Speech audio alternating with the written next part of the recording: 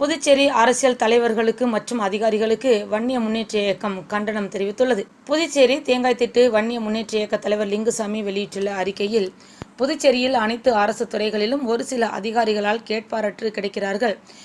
புதுச்சேரி அரசியல் தலைவர்களுக்கு மற்றும் அதிகாரிகளுக்கு வன்னிய முன்னேற்ற இயக்கம் கண்டனம் தெரிவித்துள்ளது. புதுச்சேரி தேங்காய்திட்டு வன்னிய முன்னேற்ற இயக்க தலைவர் லிங்குசாமி வெளியிட்டுள்ள அறிக்கையில், புதுச்சேரியில் அனைத்து அரசு துறைகளிலும் ஒரு சில அதிகாரிகளால் கேட்பாரற்று கிடைக்கிறார்கள்.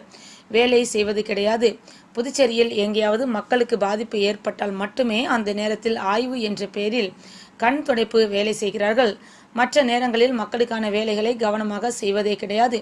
இதனை பலமுறை செய்தித்தாள்களிலோ தான் குறிப்பிட்டுள்ளதாகவும், புதுவையில் உள்ள அனைத்து துறைகளிலும் சில அதிகாரிகள் மெத்தன போக்கில் உள்ளனர் என்று பலமுறை சுட்டிக்காட்டியுள்ளதாகவும், தற்பொழுது புதுவையிலே குடிநீர் பிரச்சினை தலை தூக்கி உள்ளது. பொதுப்பணித்துறையில் ஆட்கள் கிடையாது. இன்னும் 2 வருடம் ஆகிவிட்டால் அனைவரும் பணி ஓய்வு பெறுகிறார்கள்.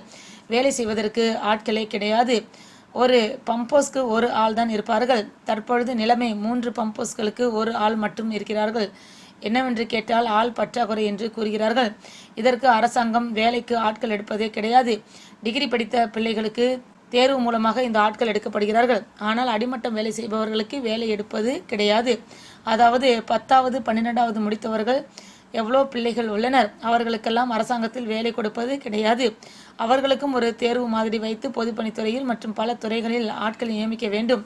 பொதுப்பணித்துறையில் சில தொழிலாளர்கள் பணி நிரந்தரம் செய்யப்படாமல் உள்ளனர். அது பணி நிரந்தரம் செய்ய வேண்டும். மற்றும் பொதுப்பணித்துறையில் 2000 இடங்கள் இளைஞர்களுக்கு வேலை கொடுக்கலாம். அதனை எந்த அரசும் இதற்கான நடவடிக்கை எடுக்கவில்லை. டிகிரி படித்தவர்கள் தான் பிள்ளையா என்று கேள்வி எழுந்துள்ளது. மற்ற பிள்ளைகளுக்கு அரசு வேலை கிடைப்பதே கிடையாது. இதனால் அந்த பிள்ளைகள் தவறான போக்கிலே செயல்படுகிறார்கள். இது புதுச்சேரி அரசானது அனைத்து துறைகளிலும் 10ஆம் வகுப்பு 12ஆம் வகுப்பு டிகிரி பாதியில் நிறுத்தியவர்கள் இவர்களுக்கு ஏற்ற வேலையை வழங்க நடவடிக்கை எடுக்க வேண்டும்.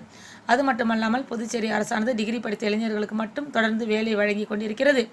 மிகவும் வேதனை உண்டாக்குகிறது. புதுச்சேரி அரசு துறைகளில் சில அதிகாரிகள் லஞ்சம் வாங்குவது குறிக்கோளாக உள்ளனர். அவர்கள் செய்ய வேண்டிய வேலையை செய்வதற்கு லஞ்சத்தை வாங்கி குவித்துக் கொண்டிருக்கிறார்கள்.